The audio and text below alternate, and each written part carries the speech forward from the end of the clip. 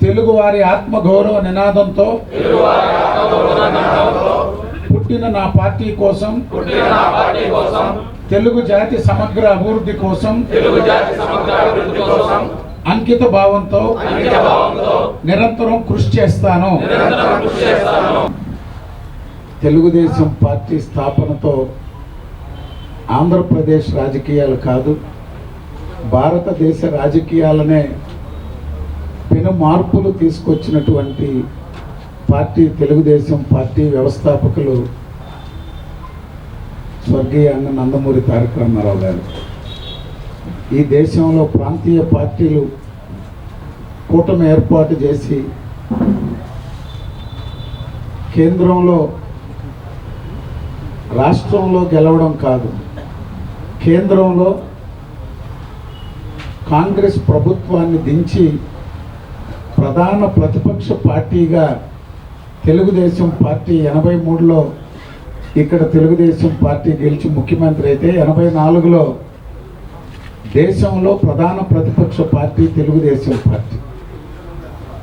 ప్రాంతీయ పార్టీలన్నిటికీ అండగా ఆంధ్రప్రదేశ్ నుంచి తెలుగుదేశం పార్టీ దేశ రాజకీయాలు ఒక మార్పు తీసుకొచ్చి ఆంధ్రప్రదేశ్లో అట్టడుగు వర్గాలు, బలహీన వర్గాలు, బడుగు వర్గాలకి అందలం ఎక్కించినటువంటి పార్టీ తెలుగుదేశం పార్టీ. ఈ సమాజంలో రాజకీయం అంటే ఆలోచించాలంటేనే భయపడే కుటుంబాలు, వర్గాలకి రాజకీయాన్ని అందించి సమాజంలో గౌరవం, సామాజికంగా, రాజకీయంగా, ఆర్థికంగా ముందుకు తీసుకొచ్చిన పార్టీ తెలుగుదేశం పార్టీ. ఎమ్మెల్యేలుగా, ఎంపీలుగా, మంత్రులుగా, జిల్లా పరిషత్ చైర్మన్లుగా, రాజ్యసభ సభ్యులుగా ఊహకు అందనటువంటి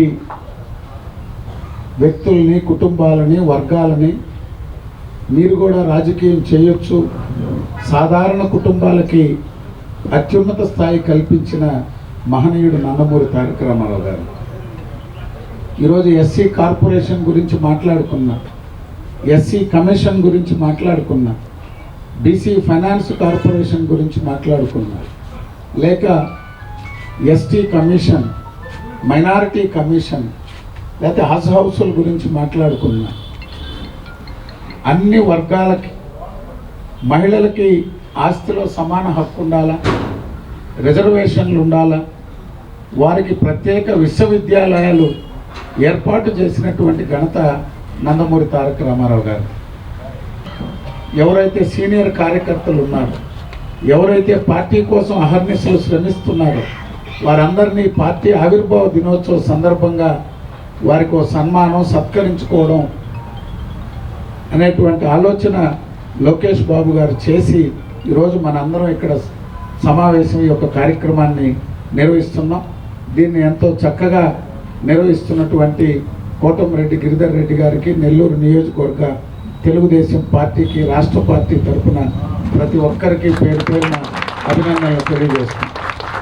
ముఖ్యంగా 2019, 2024లో ఈ రాష్ట్రంలో ఉన్న పరిపాలనా విధ్వంసం చూసి యువగళం అనే కార్యక్రమాన్ని తీసుకుని యువగళం ద్వారా పార్టీ నాయకుల్ని, పార్టీ కార్యకర్తల్ని కాపాడుకుంటూ అదేవిధంగా ప్రజలకు ధైర్యాన్ని ఇస్తూ, భరోసాని ఇస్తూ, యువతకు భవిష్యత్ ఇస్తూ యువగళాన్ని ఈ ఆంధ్రప్రదేశ్లో సాగించిన వ్యక్తి యువనేత నారా లోకేష్ గారు.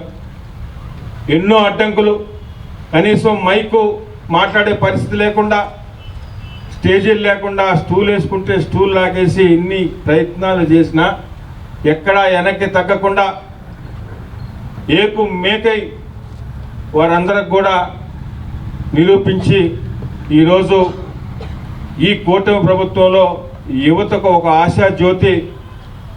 ఈరోజు ఇన్ని ఉద్యోగాలు, ఇన్ని అవకాశాలు వస్తున్నాయంటే కూటమి ప్రభుత్వంతో పాటు గౌరవ ముఖ్యమంత్రి నారా చంద్రబాబు నాయుడు గారితో పాటు యువనేత నారా లోకేష్ గారు చాలా ముఖ్య భూమికను పోషిస్తున్నారు.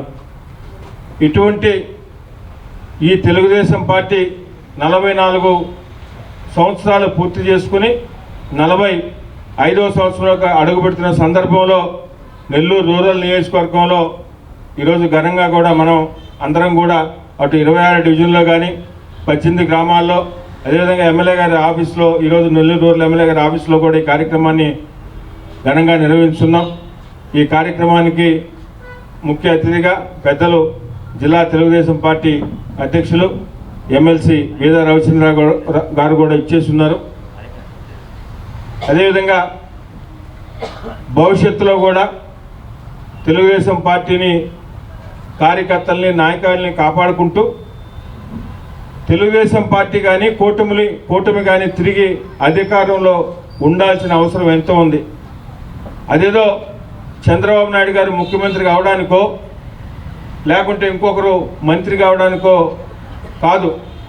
ఆంధ్రప్రదేశ్ రాష్ట్ర ప్రజల భవిష్యత్తు ఈ కూటమి ప్రభుత్వం మీద ఉంది. ముఖ్యంగా తెలుగుదేశం పార్టీ జాతీయ అధ్యక్షులు నారా చంద్రబాబు నాయుడు గారి మీద ఉంది కాబట్టి ఖచ్చితంగా భవిష్యత్తులో కూడా మనందరం ఇదే విధంగా పార్టీ నాయకుల్ని కార్యకర్తల్ని సమన్వయం చేసుకుంటూ కాపాడుకుంటూ ప్రజలకు మరింత దగ్గరయ్యే విధంగా ఇంకా దగ్గరయ్యి ఏదైతే ఈరోజు గౌరవ ముఖ్యమంత్రి నారా చంద్రబాబు నాయుడు గారు పెడుతున్న సంక్షేమ పథకాలు కానీ నెల్లూరు రూరల్ నియోజకవర్గంలో శాసనసభ్యులు శ్రీరెడ్డి గారి ఆధ్వర్యంలో జరుగుతున్న అభివృద్ధి పనులు కానీ ఇంకా కూడా మనందరం కూడా నియోజకవర్గంలో ఇంకా కింద స్థాయికి పోయి ప్రజలందరూ కూడా తెలియజేసి భవిష్యత్తులో